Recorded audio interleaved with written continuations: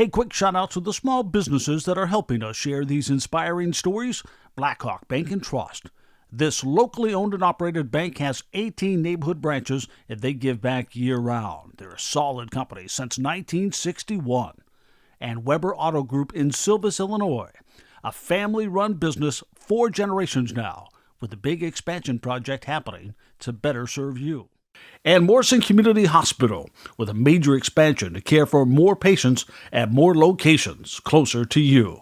Exciting changes happening now.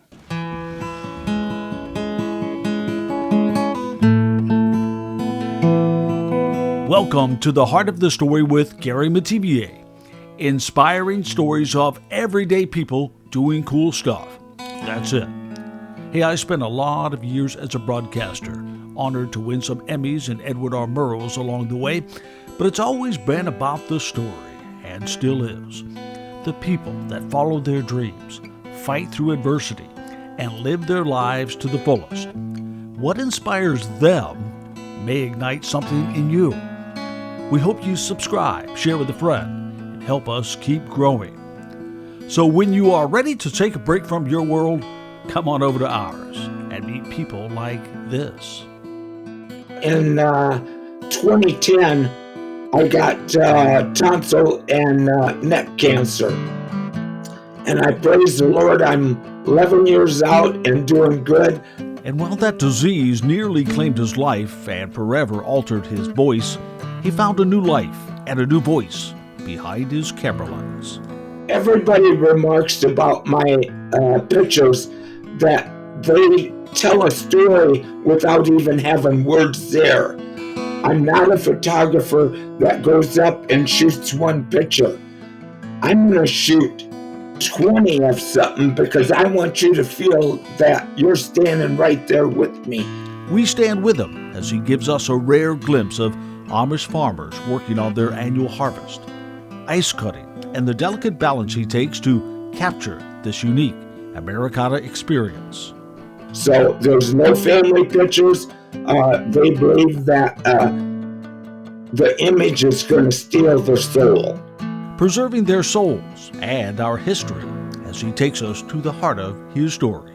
Episode 71, Ice Cutting with the Amish.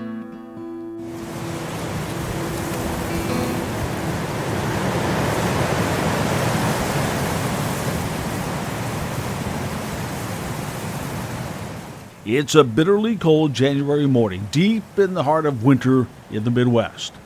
And while most of nature remains in its hibernated state, holding on to as much warmth as it possibly can, one by one, men head to a local pond. There is work to do. These same men and their families live a quiet life, a simple life, or so it seems, until you see or hear how much effort it takes to live off the grid, the way generations have here. And for the Amish, their ponds will supply so many of them their ice to keep their food cold all year round. But first, they have to harvest it, using the simplest of tools. Ice cutting began in America in 1800, when farmers realized this precious commodity could be of great use to so many, since refrigeration and air conditioning, of course, hadn't been invented yet. It became a booming business as ice boxes were developed to hold on to food, and farmers, or the so-called icemen, used their horse-drawn wagons to deliver blocks of ice. By 1880, New York City alone had 1,500 wagons working, and Americans were consuming 5 million tons of ice every year. That brings us to today, and a man named David, who after nearly losing his life to cancer, found his photography more and more important to him. You could call it his therapy. But his love of the craft is obvious in his voice here, that although raspy, cannot hide the passion behind his pictures and what he has to go through to get them. My name is David Marvitz, and I am a professional photographer. Been doing it for about 56 years, and I live in Waterloo, Iowa. And my full-time job was working at John Deere's building green and yellow tractors.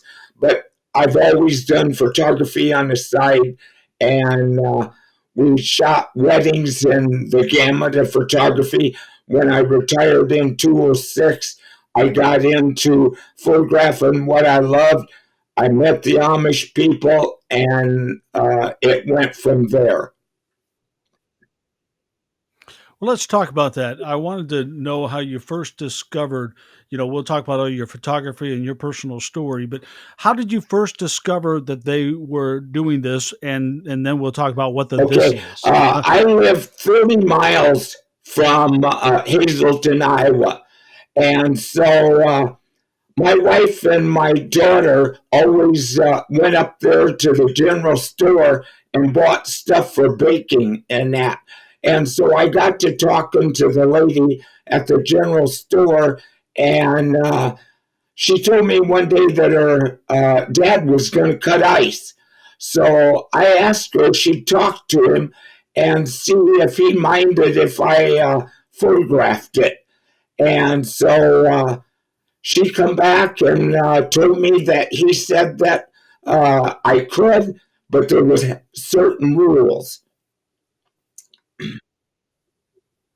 Well, and those rules are interesting too because, as many know or are learning here now, some of the Amish live a reserved lifestyle, on their own, and they don't like a lot of strangers coming around. So how did that work out for you that first time you showed up to Well, photograph the process? she introduced me to him. We hit it off about the second meeting that we had, and he loved what I did. He's never seen the pictures. He's never looked in the back of my camera, but he knows that I know their belief, and I might get a side view once in a while, but they do not want facial recognition. Sometimes it happens, and that, but I very seldom try to show facial recognition.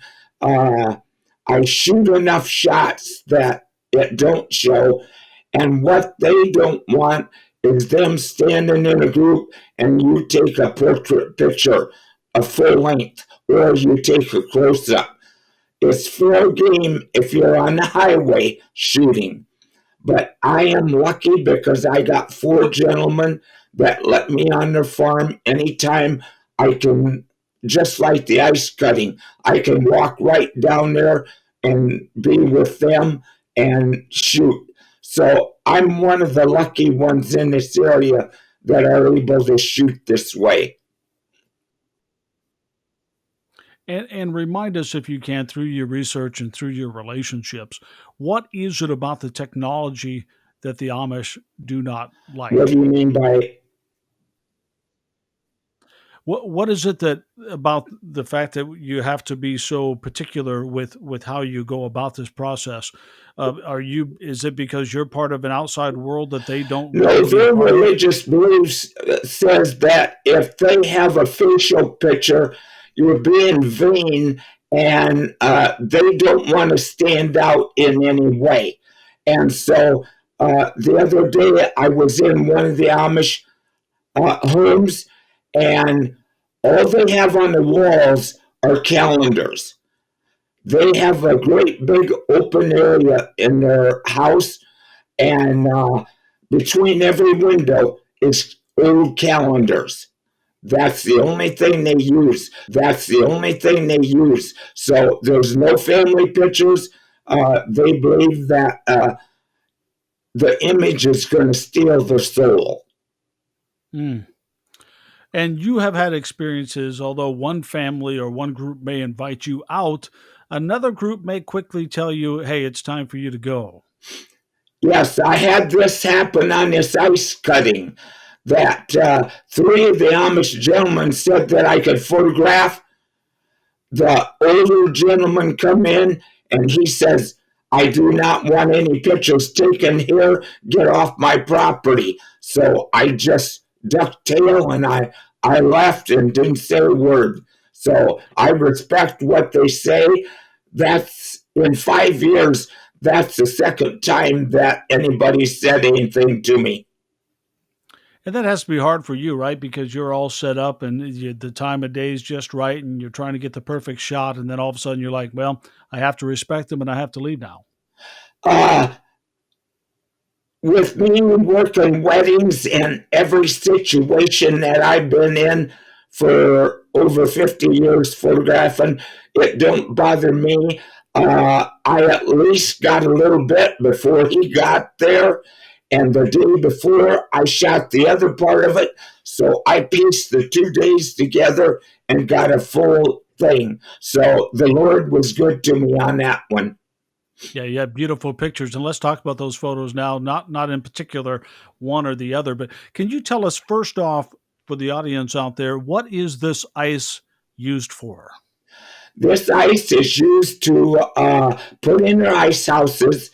Uh, it's like English people would have a shed to store your tractors in and that.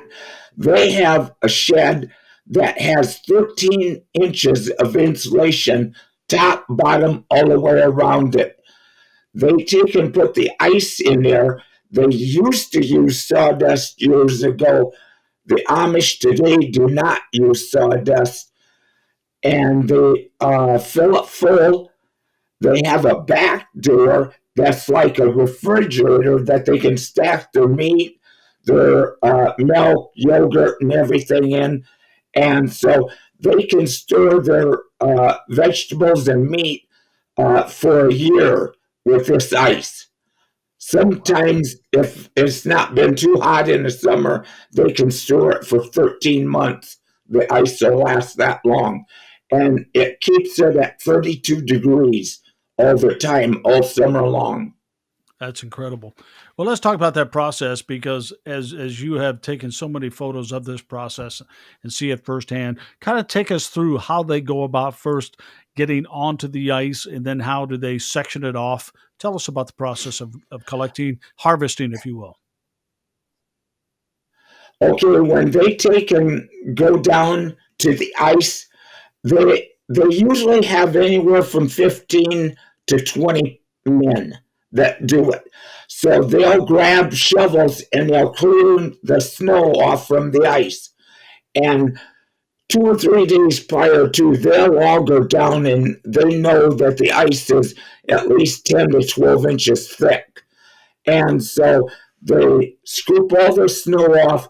Then they take a buzz saw blade, like they cut wood, and they have a Honda gasoline engine, and they make these homemade. In Hazleton, they have about 5 cutters, and they take and can do straight lines.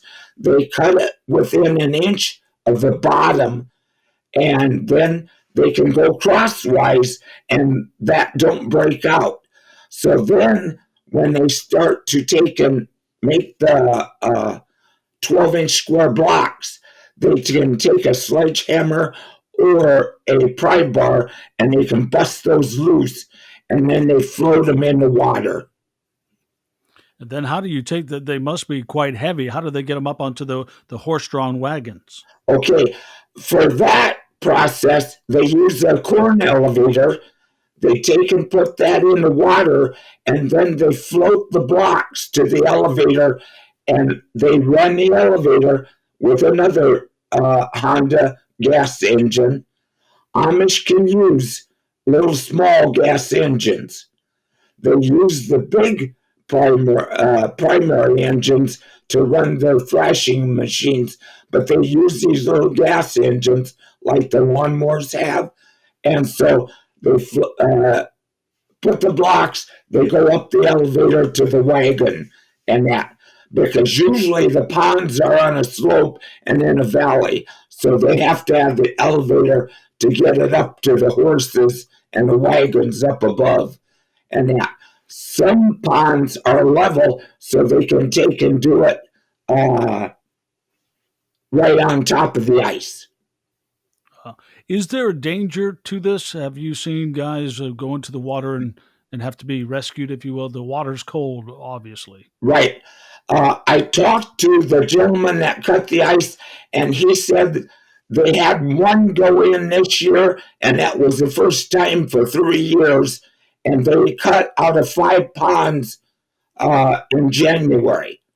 So how they work the ice harvest is everybody that helps, they get part of the ice and that. So they send a certain amount of people down to help harvest it, and then everybody gets it.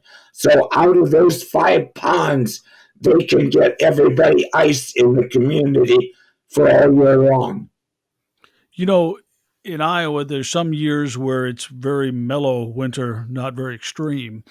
Have they had a winter where they come about where they just don't have enough ice to harvest? Usually, they have always been able to get ice.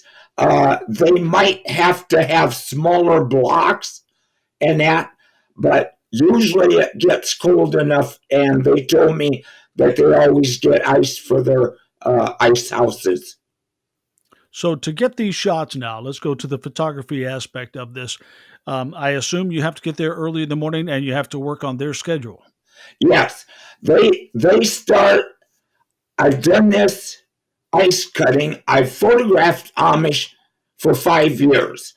I've been able to get ice harvest now twice, but in those 2 times, I've been able to do 3 different ponds.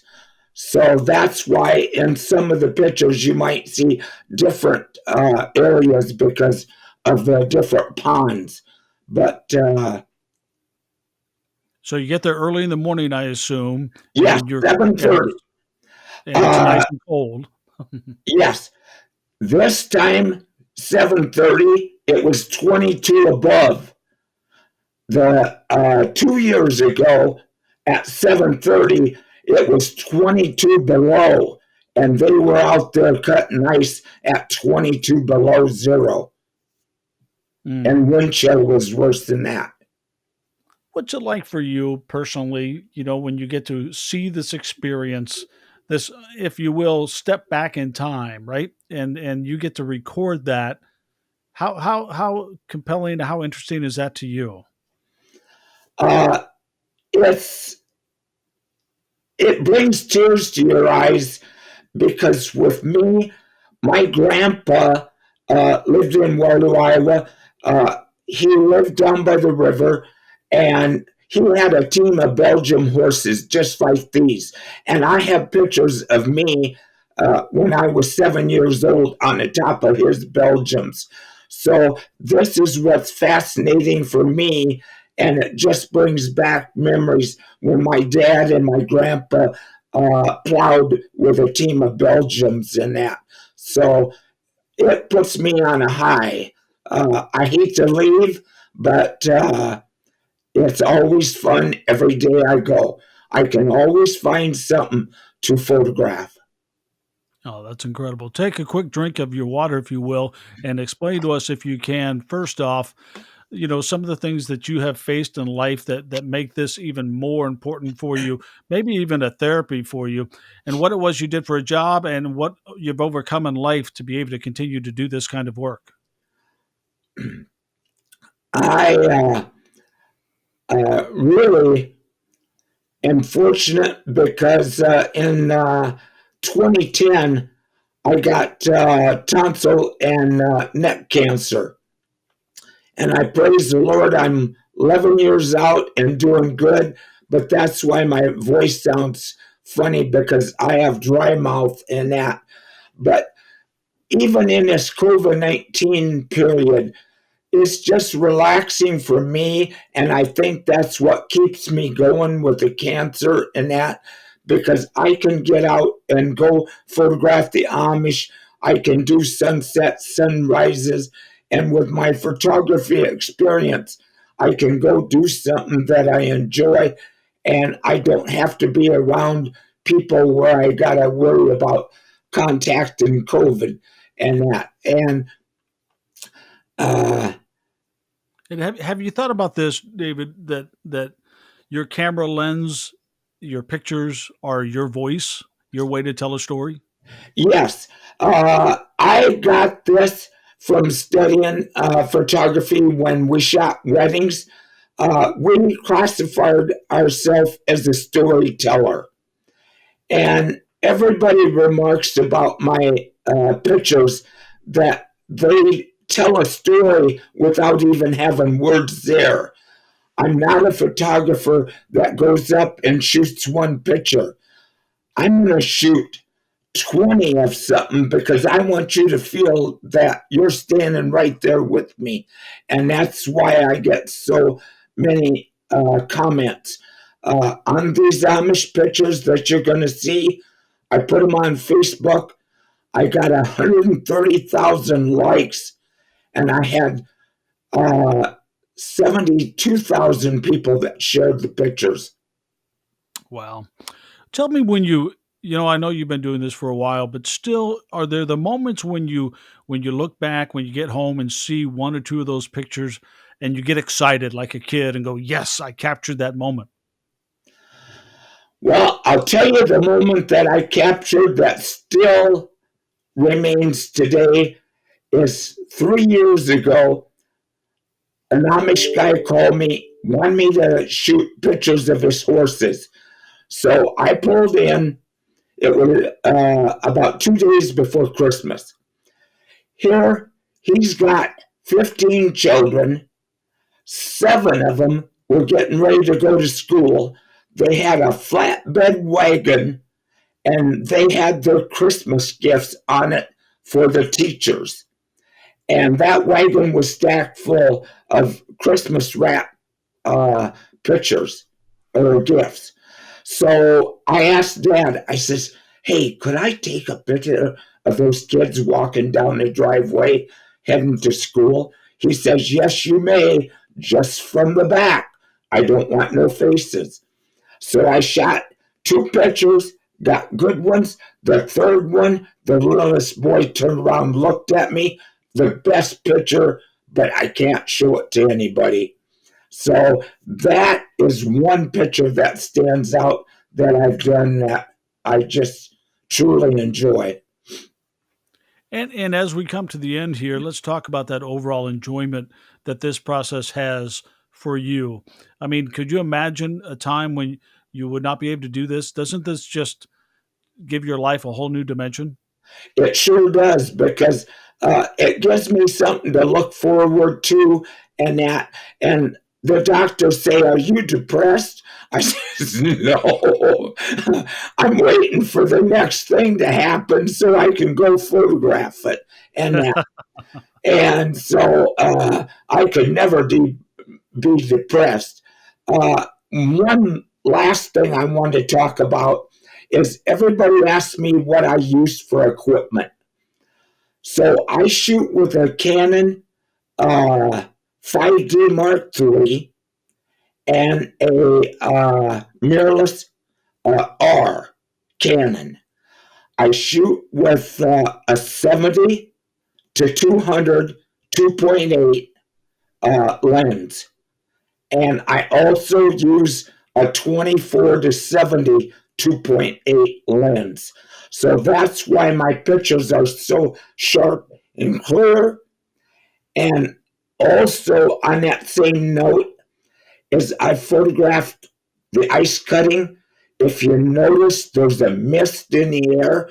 It is hard to shoot in the winter when you do this because sometimes it's foggy, sometimes it's missing.